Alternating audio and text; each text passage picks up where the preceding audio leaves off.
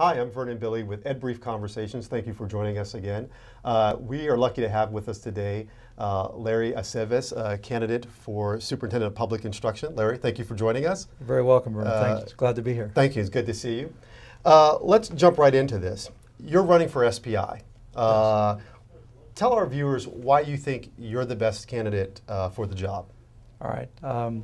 First of all, I'm not a politician. I'm an educator with 30 years experience in California public schools, including being a teacher, a principal, and a superintendent.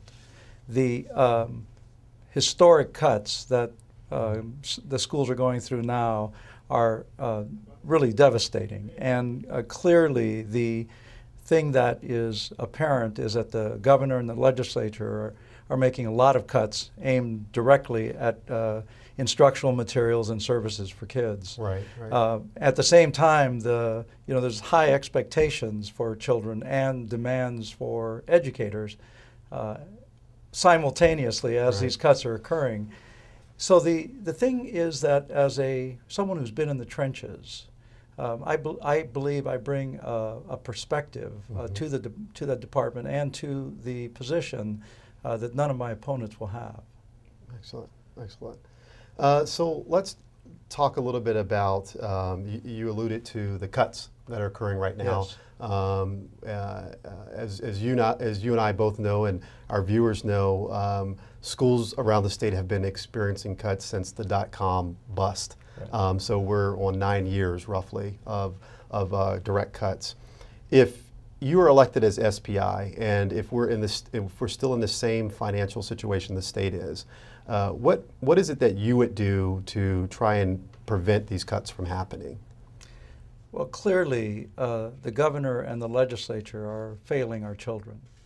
These cuts, and they've been around for many years, but this particular time they're the worst, is that the proportional cuts that education has taken over the last 9 or 10 years, while they are 40% of the budget, have been 60% of the cuts. Right. So the idea somehow that everyone's taking a fair hit is inappropriate. I believe that the governor and the legislature need to find new ways to find revenue. I mean, and it isn't about necessarily raising taxes, but certainly they're creative enough that they can look at loopholes that have been there right along. That's their job. That's why they were elected. Right.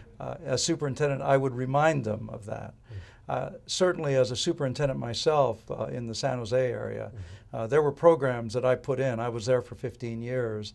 After school programs for kids, parent training programs, new teacher training programs that are now being undone. Right.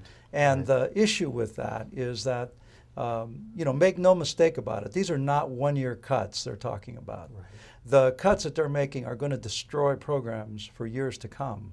And so for a kindergartner coming into the public schools next year, they're going to affect that child for their full 12 years. That's right. So it isn't just simply, well, we'll make the cuts and we'll clean it up later. No. These are not systems that were put in place. It's not a house of cards. Right. And so for the governor and the legislature, they need to look very carefully. They are affecting our children's future really for a generation. Right. And I need to be really the person on the soapbox on the corner. I need to use the bully pulpit of the superintendent's office to let them know, and if they don't pay attention, to let the public know what this will cost them over the long haul. Right, right. And that's perfect, because you just alluded to the fact that the impact of these cuts, it's not 1 or 2 years. I mean, these are long-term impacts. Yes. If these cuts are sustained, which leads me to, let's look in our crystal ball and look a few years out. Sure. And we all hope that the economy has recovered or is starting to recover. What at that point, because in theory that could be under your watch as Superintendent of Public Instruction, what does the state do, or what can we do to rebuild those educational programs and the systems that school districts have had in place? And some people may be saying, well, why would we be talking about that now when we're facing cuts? But some have the view that this is actually the good or the right time to be talking about how do we retool going forward. Do you have any thoughts on that? Absolutely. Okay. In fact, over the last several weeks, I've been on the phone with speaking with superintendents from all over the state about my candidacy, but really about the future as well. Right. And what's clear for all of them, in fact, several have said, Larry, we're going to be brought to our knees, and it is critical to have someone there in the department, in that position, who, when we're putting things back, will understand what we ought to put back and what we ought never do again. Right. And as someone who's been in the trenches for 32 years, they get it, that I am someone who can do that.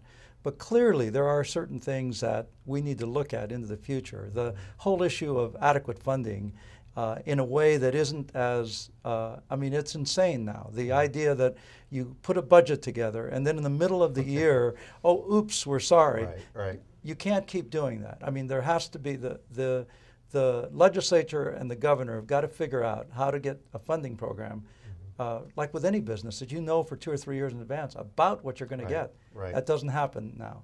Right. The idea that all schools are funded at the same level. Some of the poor school districts now are not receiving the same level of funding as the wealthy districts. They all ought to be raised to the same level. You know, as a superintendent in the San Jose area, I had to make do, and I'm an entrepreneur. I mean, literally, I went to the private sector and said, look, we need role model programs. Can you give me some of your Latina or Vietnamese engineers to come meet with my children and do those sorts of things?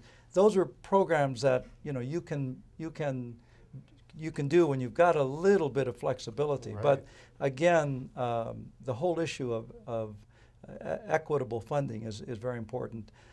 The idea of having up-to-date materials in the classrooms. Silicon Valley is where I was a superintendent for 15 years. And it's disgraceful, the level of technology we didn't have in the classrooms. You know, that's crazy.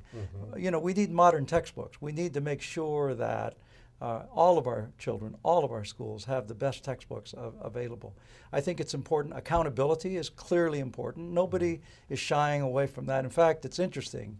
In these times with the cuts as bad as they are, our scores have never been higher. You've got dedicated people out there, and they don't mind, you know, hold me accountable. You know, you can't keep cutting me into pieces, but hold me accountable for the type of scores our kids are achieving. They're willing to do that.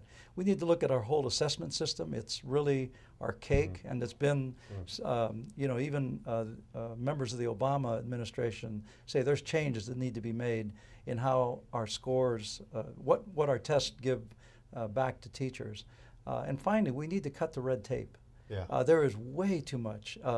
And people I've spoken to in the public say the same thing. Stop having teachers do repetitive paperwork and let them teach. So those are the things that need to be in place when this is behind us, as you're saying, when we're on good times again.